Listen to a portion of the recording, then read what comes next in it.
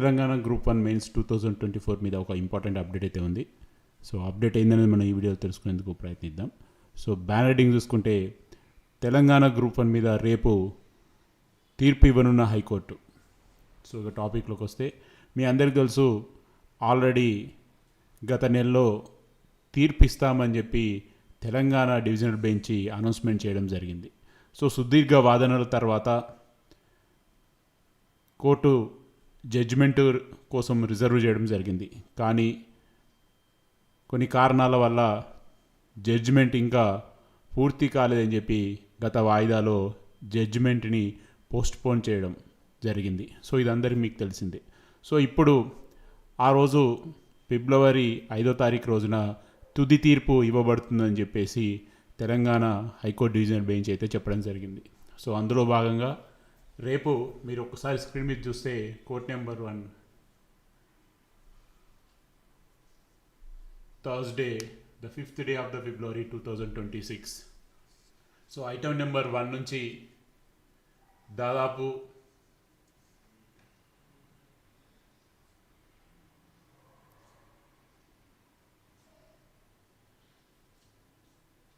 దాకా ఉన్న కేసులన్నీ కూడా తెలంగాణ గ్రూప్ 1 మెయిన్స్ 2024 సంబంధించినవి. సో రేపు మ్యాక్సిమం జడ్జిమెంట్ ఇచ్చే అవకాశం ఉన్నట్టుగా కనబడుతుంది. ఎందుకంటే గత వాయిదాలోనే హైకోర్టు చీఫ్ జస్టిస్ గారు చెప్పడం జరిగింది, జడ్జిమెంటు ఈ వాయిదాలో రెడీ కాలేదు, అందుకనే వాయిదా వేస్తున్నామని చెప్పేసి. సో మ్యాక్సిమం రేపు 99% జడ్జిమెంట్ వచ్చే అవకాశాలు చాలా క్లియర్గా ఉన్నాయి.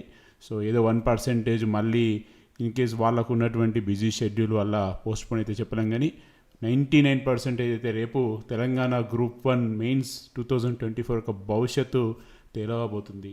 సో మరి సింగిల్ బెంచ్ జడ్జ్ ఆర్డర్ని అలానే ఇస్తారా, లేకపోతే దానికి పూర్తిగా డిఫరెంట్గా ఇస్తారా అన్నది తేలాల్సి ఉంది. సో ఏదేమైనా ఇక్కడ ఖచ్చితంగా 1:1 క్యాండిడేట్ కానీ, అదేవిధంగా స్టూడెంట్స్ ఒక మిస్టేక్ కానీ ప్రధానంగా చెప్పేదానికంటే కూడా ప్రొసీజర్లో మిస్టేక్స్ అనేది చాలామంది ఉన్నట్టుగా చెప్తున్నారు. అది వాళ్ళు ఇచ్చిన రూల్స్ వాళ్ళు పాటించకపోవడమే కానీ, కొత్త రూల్స్ని లేని వాటిని అప్పటికప్పుడు చేర్చడం కానీ, సో ఇవన్నీ ఉన్నాయి. సో కొంతమంది అనుకుంటున్నారు పదే పదే హియరింగ్లో పేపర్ లీక్ అయిందా, మాస్ కాపింగా అని చెప్పేసి. సో ఇక్కడ కొంతమంది దాన్ని బేస్ చేసుకొని కూడా జడ్జిమెంట్ ఎలా వస్తుందని చెప్పేసి వాళ్ళు భావిస్తున్నారు. బట్ కొంతమంది మాత్రం ఒక్క తప్పున్నా కానీ రీసెంట్గా సుప్రీంకోర్టులో అది ఎంటైర్ నోటిఫికేషన్ మీద ఎఫెక్ట్ పడుతుంది, వాళ్ళు చెప్పిన కండిషన్స్ రూల్స్ వాళ్ళు ఫాలో కాకపోయినా కానీ ఖచ్చితంగా ఎఫెక్ట్ పడుతుందని చెప్పేసి, అదేవిధంగా ఒకసారి గేమ్ స్టార్ట్ అయిన తర్వాత రూల్స్ చేంజ్ చేయరాదని చెప్పి కూడా ఈ మధ్యకాలంలో సుప్రీంకోర్టు కూడా పదే పదే చెప్తుంది. సో ఏదేమైనా మరి చూడాలి రేపు ఏం జరగబోతుందని.